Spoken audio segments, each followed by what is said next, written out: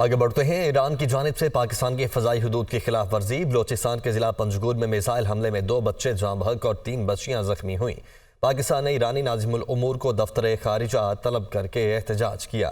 ترجمان دفتر خارجہ کے مطابق پاکستان ایران کی جانب سے اپنی فضائی حدود کی بلا اشتعال خلاف ورزیوں کی شدید مذمت کرتا ہے۔ یہ پاکستان کی خود مختاری کی خلاف ورزی مکمل طور پر ناقابل قبول ہے اور اس کے سنگین نتائج نکل سکتے ہیں۔ ترجمان کے مطابق پنجگور کے گاؤں میں میزائل حملے میں 2 بچے جاں بحق اور 3 بچیاں زخمی ہوئیں۔ پاکستان کی جانب سے تہران میں ایرانی وزارت خارجہ میں احتجاج ریکارڈ کروایا جا چکا ہے۔ حملے کے نتائج کی مکمل طور پر ذمہ داری ایران پر عائد ہے۔ جسٹس ریٹائرڈ مظاہر نقوی کی سپریم جوڈیشل کونسل کارروائی کے خلاف درخواست پر 8 جنوری کی سماعت کا تحریری حکم نامہ جاری کر دیا گیا ہے۔ سپریم جوڈیشل کونسل کی کارروائی روکنے کی استدعا اس مرحلے پر قابل قبول نہیں ہے، یہ حکم نامے میں لکھا گیا ہے۔ حسیب ملک ہمارے ساتھ موجود ہیں۔ حسیب، کیا کچھ ہے اس حکم نامے میں؟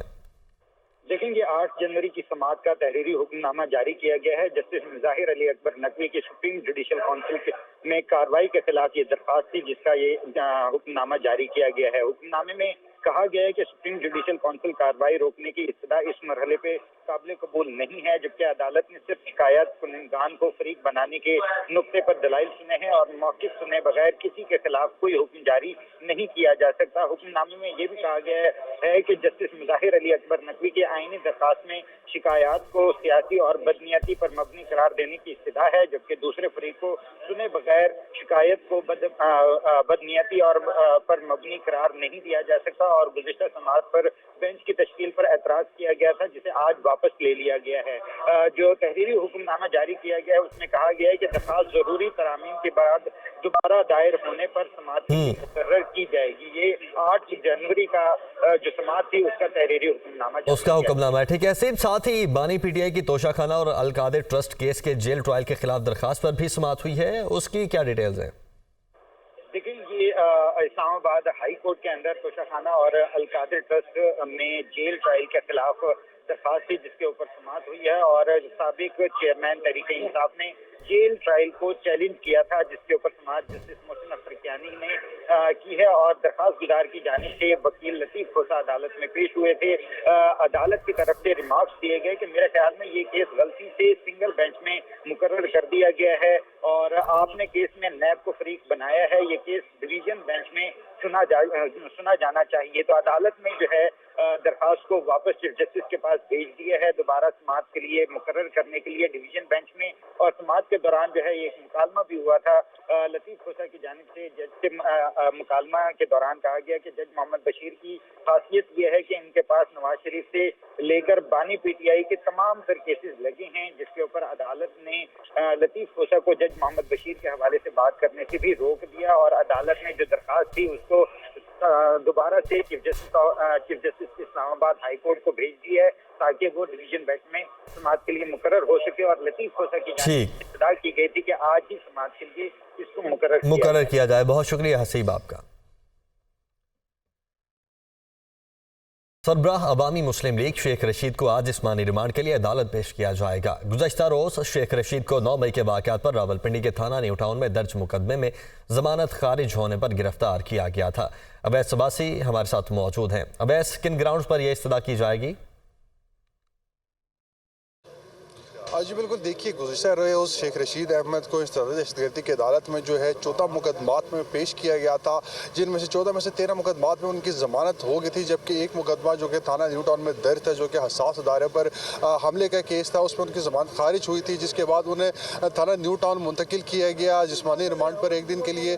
تاہم جو ہے آج 1 دن کے جو ہے ان کے مکمل ہو رہا ہے، تو اب سے کچھ دیر کے بعد تھانہ نیو ٹاؤن پولیس جو ہے وہ شیخ رشید کو دہشت گردی کی عدالت میں پیش کرے گی، اور جو ہے ابھی یہاں پر پیش کر کے پولیس جو ہے وہ مزید شیخ رشید احمد کا جو ہے جسمانی ریمانڈ طلب کرے گی۔ تاہم یہ متوقع ہے کہ شیخ رشید احمد کو جو ہے عدالت کی جانب سے جوڈیشل ریمانڈ جو ہے وہ کر دیا جائے، جوڈیشل ریمانڈ پر اڈیالہ بھیج جائے۔ اگر فردر ریمانڈ دیا جاتا ہے جسمانی ریمانڈ، تو شیخ رشید احمد کو پھر جو ہے وہ تھانہ نیو ٹاؤن منتقل کیا جائے گا۔ تاہم جو ہے ابھی اس سے کچھ دیر کے بعد یہاں میں دہشت گردی کی عدالت راولپنڈی میں سابق وزیر داخلہ شیخ رشید احمد کو پیش کیا جائے گا ATC جج کے سامنے، जहाँ पर पुलिस जो है वो उनका फर्द जिस्मानी रिमांड की अपील करेगी। ठीक है, बहुत शुक्रिया अवैस आपका। साथ ही दूसरी जानिब में इस्ताद दहशतगर्दी अदालत रावलपिंडी में सानह 9 मई के केसेस की भी समाअत हुई है, जिसमें बानी पीटीआई की 12 मुकदमात में जमानत की दरखास्तों पर समाअत हुई है।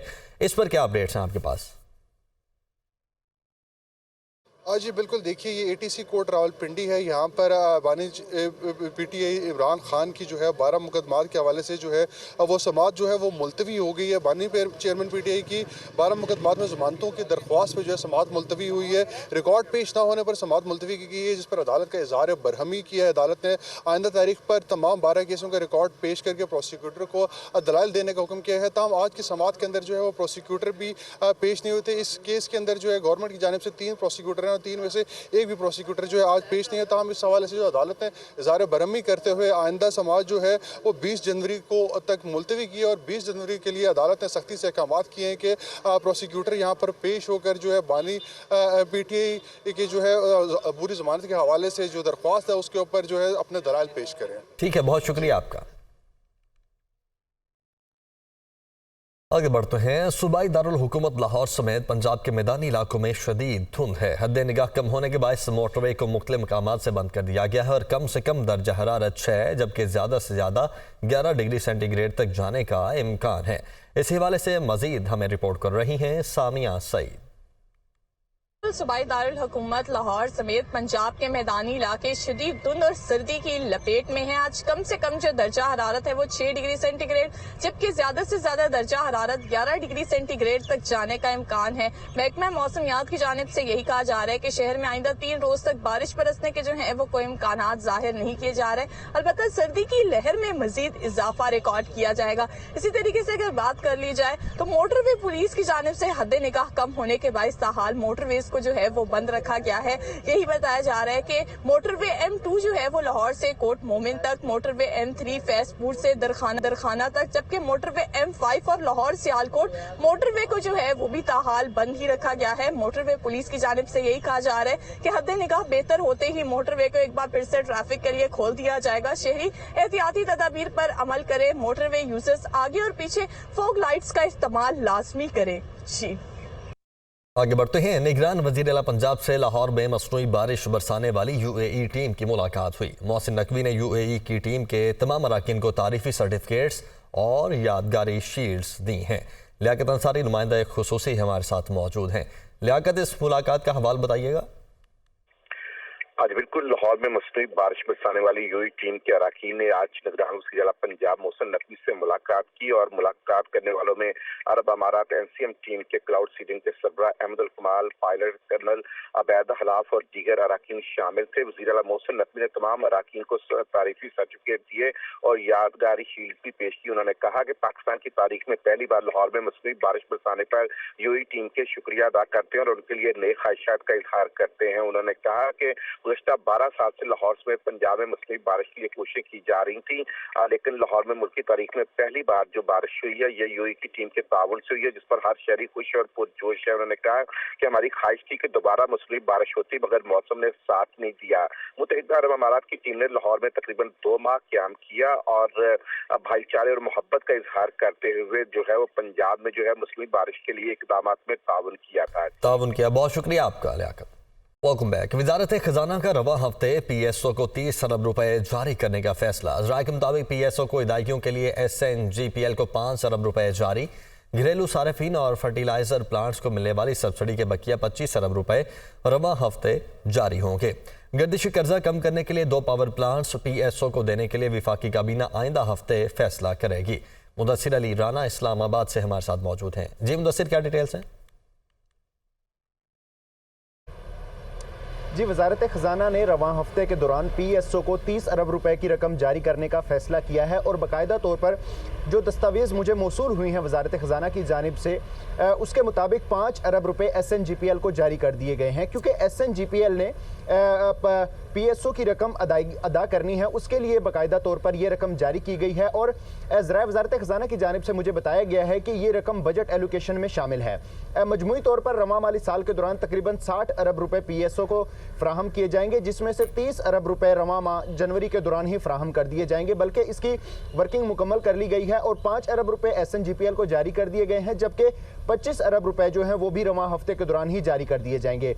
इसका जो ब्रेकअप है घरेलू डोमेस्टिक सार्फिन हैं उनके लिए जो हुकूमत पाकिस्तान सब्सिडी फराहम कर रही है 15 अरब रुपए उसमें से फराहम किए जाएंगे और 15 अरब रुपए दो फर्टिलाइजर प्लांट्स के लिए जो सब्सिडी फराहम की जा रही है उसके तहत अदा किए जाएंगे। मजमूई तौर पर 30 अरब रुपए डोमेस्टिक सार्फिन और फर्टिलाइजर प्लांट्स के लिए अदा किए जाएंगे। इसके अलावा जो बकिया 30 अरब रुपए होंगे, क्योंकि मजमूई तौर पर 60 अरब रुपए अदा करने हैं, तो वो भी रवां माली साल के दौरान ही जारी किए जाएंगे। PSO को अगर टोटल बात कर ली जाए तो 160 अरब रुपए का गर्दिशी कर्जा उनकी एडजस्टमेंट की जा रही है। वफाकी काबीना की जानिब से आइंदा हफ्ते के दौरान गुद्दू पावर प्लांट और नंदीपुर पावर प्लांट की निजकारी खत्म करके PSO को कंट्रोलिंग स्टेक देने पर बातचीत जारी है और वफाकी काबीना से आइंदा तौर पर इसकी बाकायदा तौर पर मंजूरी ली जाएगी, क्योंकि जो वजारत खजाना की मुशावरत से निजकारी कमीशन वजारत तवानाई ने समरी तैयार की है, वो समरी भी मुझे मौसूल हुई है। उसमें ये बताया गया है कि PSO नंदीपुर और गुद्दू पावर प्लांट के कंट्रोलिंग स्टेक कंट्रोल कर लेगा और उसके बाद 100 अरब रुपए का गर्दिशी कर्जा वहां से कम कर दिया जाएगा। मुद्दसिर, बहुत शुक्रिया आपका।